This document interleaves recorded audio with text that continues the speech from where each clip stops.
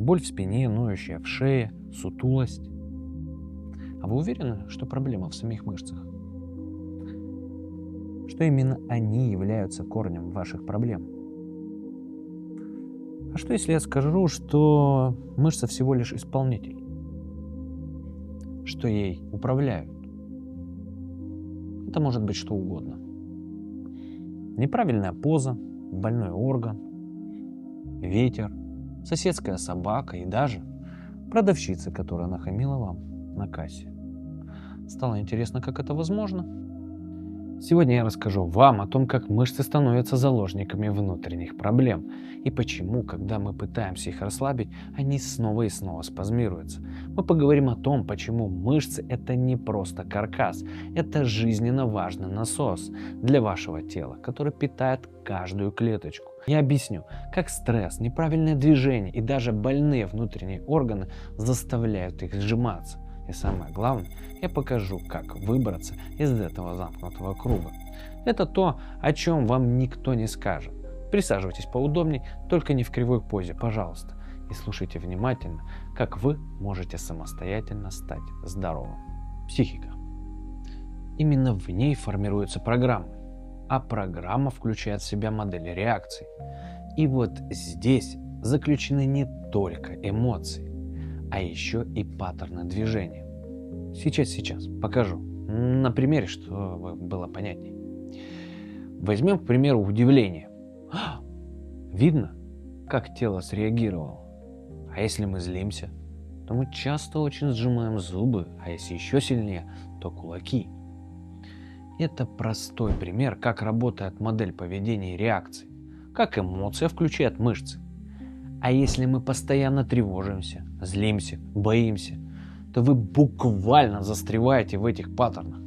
Я вообще молчу про травмирующие ситуации. Проще говоря, наш мозг весит всего 2% от массы тела.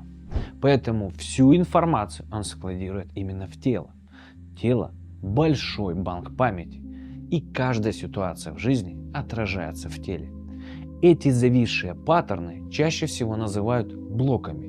Боли в теле, которые не уходят после массажа, растяжек, напряжение в шее, пояснице – это не всегда слабые или забитые мышцы. Очень часто причина кроется глубже, а именно в вашей психике и тех программах, которые она накопила с детства. Поймите, мышца она как работник, она только выполняет команды, которые ей дает центральная нервная система. Поэтому спазм – это по сути не поломка, а сигнал о проблеме. Давайте разберемся, что же еще кроме психики может влиять на работу мышечной системы. И второй по величине являются внутренние органы. Да, нарушение со стороны ЖКТ очень сильно влияет на работу мышечной системы. Как? Через висцеромоторные рефлексы. Сейчас объясню.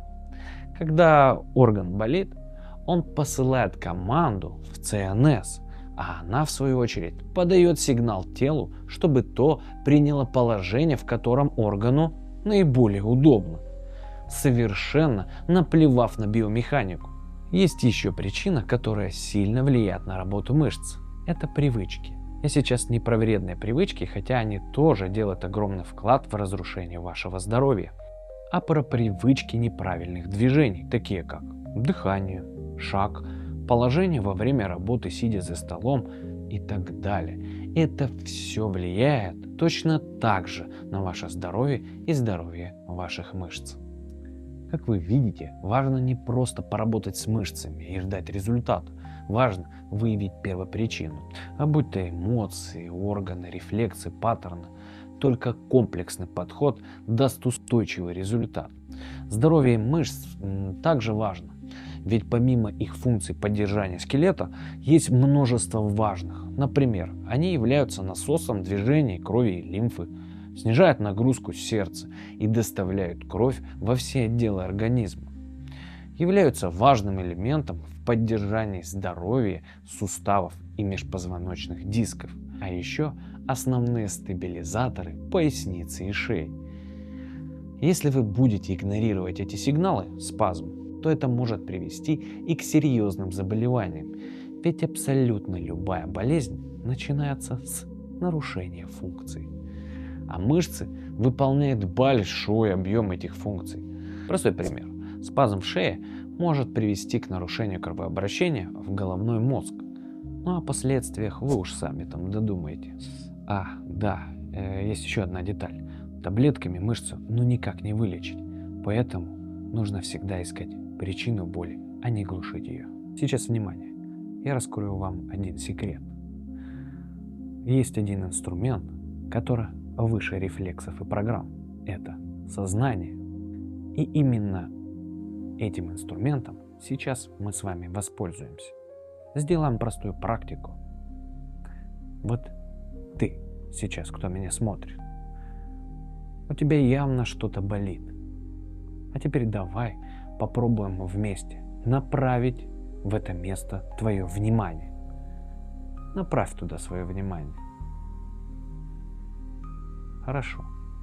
А теперь твоя задача послать сигнал о расслаблении. Наблюдай, что происходит с болью. Она уменьшается. Именно благодаря сознанию ты способен изменить и управлять всеми процессами в твоем теле. Тренируй сознание, и это позволит тебе быть здоровым. Если с помощью сознания ты избавился от боли, то этот инструмент позволит тебе изменить твои эмоциональные реакции, паттерны, привычки и войти в новую здоровую жизнь. Не забывай, ключ к здоровью всего организма – это принять сознательное решение, взять ответственность за себя и обязательно комплексный подход. Хотите узнать больше о том, как самостоятельно работать с телом, расслабить мышцы и улучшить свое самочувствие? Подписывайтесь на мой канал, ставьте лайки и переходите в наш телеграм-канал по ссылке в описании. Там мы даем полноценные комплексы для работы с вашим телом.